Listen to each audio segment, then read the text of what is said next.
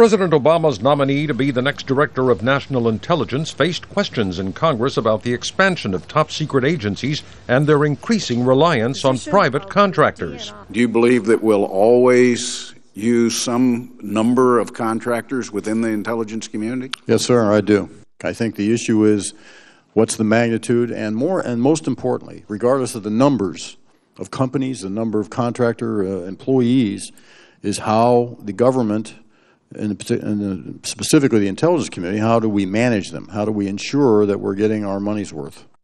A series of articles in the Washington Post this week concludes that the intelligence community is now so big that no one really knows who is in charge or how efficient it is. After the 9/11 attacks, the Bush administration and Congress thought hiring private contractors would save money, but that has not been the case. In 2008, a government study found that whereas contractors made up 29% of the workforce of the intelligence agencies, they were responsible for 49% of their personnel budgets. But officials say they were forced to hire contractors because private companies lured away the most experienced intelligence professionals with higher pay. That has raised concerns that the intelligence community now includes too many people obligated to shareholders rather than the public interest. The Post quoted Defense Secretary Robert Gates as saying, "You want somebody who is really in it for a career because they care about the country and not just because of the money." Contractors do everything from gathering information on enemy fighters to providing security and installations in the U.S. and overseas.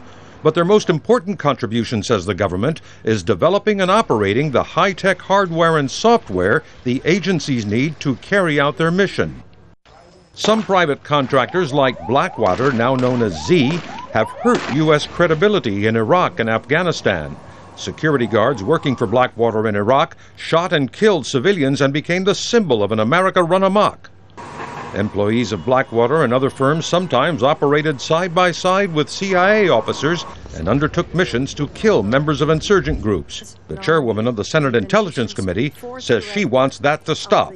The use of contractors needs to continue to decrease substantially, and I intend to keep pushing on this point until contractors are not used for any inherently governmental purpose.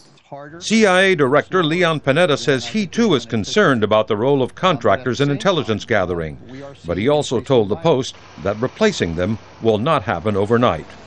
Roger Wilkison, Al Jazeera.